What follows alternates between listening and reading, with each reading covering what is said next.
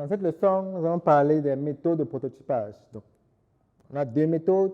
On a les low fidelity et les high fidelity. Donc, on va commencer par les low fidelity. Alors, le prototypage low fidelity est un moyen rapide de traduire visuellement des concepts, un ensemble tangible et testable. Quand on dit testable, ça veut dire qu'on peut déjà montrer à un utilisateur. Et donc, l'idée ici, c'est de tester la compréhension plutôt que l'aspect visuel du produit. Donc, lorsqu'on a fait l'analyse des tâches, on a compris l'utilisateur et on veut donc mettre en place une interface. La question, c'est de dire à quoi va ressembler le flow. Quelle sera la première étape? Qu'est-ce qu'on va voir? Quelles sont les informations? Comment elles seront disposées?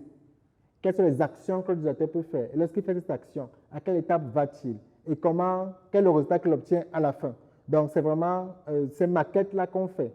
Et alors, les outils qu'on utilise pour le Lofi, il y a déjà le papier, le basique, papier et crayon. Donc, vous prenez du papier, vous dessinez une interface, vous mettez les informations, vous mettez le texte. Mais il y a aussi des logiciels, notamment Balsamiq Mockups, qui est un très bon logiciel, qui est facile à utiliser, même par des utilisateurs non techniques.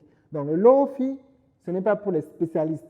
C'est pour n'importe qui veut, on va dire entre guillemets, mettre ses idées sur papier. Donc, là, comprend l'utilisateur, là, comme ce que l'utilisateur veut faire, et il veut les mettre sur papier, même si après, il y a, on va dire, un expert UX qui doit revoir ça pour être sûr que ça correspond bien, que ça adresse bien le besoin du client. Mais au moins, tout le monde peut déjà prendre un papier et s'imaginer que, OK, vu ce qu'il veut faire là, première étape, il y a telle information qui doit être là. De toute façon, lorsqu'on a bien fait l'analyse des tâches, on sait très bien quelles sont les informations que l'utilisateur a besoin de savoir, et il faut les mettre à disposition. Quelles sont les informations qu'il doit fournir, et on va les mettre à disposition. Qu'est-ce qu'il doit faire? Ça nous permet d'identifier les actions qu'on doit mettre. Donc, ça, c'est un peu le Lofi. Maintenant, on va passer au High Fidelity. Alors, le prototype High Fidelity ressemble et fonctionne de la manière la plus similaire possible au produit réel qui sera utilisé par le client. Et donc, généralement, c'est le prototype High Fidelity qu'on donne à un développeur. Parce que là, vous communiquez clairement votre besoin. Ce n'est pas juste du texte, vous dites, OK, je veux une application qui fait X, qui fait Y. Mais là, vous lui dites clairement, voici comment elle va fonctionner. Voici où les boutons seront placés. Voici les couleurs que vous allez utiliser. Parce qu'il y a quelqu'un qui a fait ce travail pour analyser que c'est ce qu'il faut vraiment faire, c'est ce qui est intéressant. Donc, le prototype Hi-Fi ressemble à la réalité. Et généralement, on peut aussi avoir des prototypes interactifs. Mais ce sera peut-être des données, avec des données de test. Donc, il y a des outils qui permettent de mettre en place des prototypes qui sont interactifs. Donc, vous pouvez cliquer. Ce n'est plus du papier où on regarde, mais c'est quelque chose où on va, on regarde, on clique. Ça nous amène à la prochaine étape. On clique et puis ça simule. Ça fait une simulation de l'expérience.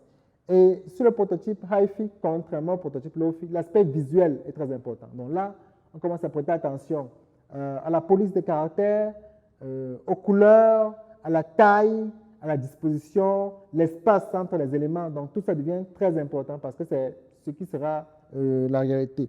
Donc, en termes d'outils, il y a deux critères. Il y a beaucoup d'outils pour le Hi-Fi, mais il y a deux critères à considérer principalement. Premièrement, c'est l'interactivité. Donc, vous avez des outils Hi-Fi qui vont vous reproduire des choses, mais de façon statique. Et vous avez d'autres qui peuvent vraiment simuler l'interactivité. Donc, l'interactivité est très importante parce que ça permet, lorsqu'on teste, d'avoir des bons retours du client. Donc, la chose que je n'ai pas mentionnée, c'est que le prototype aussi doit être testé. Ne faites pas l'erreur de faire votre prototype et vous estimez que ça va parce que ça vous plaît. Non, vous n'êtes pas le client, vous n'êtes pas l'utilisateur. Donc, tous les prototypes qu'on fait, c'est pour collecter un feedback de l'utilisateur sans avoir besoin de d'abord faire tout le développement qui peut être long. Donc, c'est une façon d'être beaucoup plus productif. Donc, vous faites votre Lofi, vous le testez avec l'utilisateur, vous voyez comment il réagit. Les écrans, il pose beaucoup de questions, les écrans, il y a des hésitations.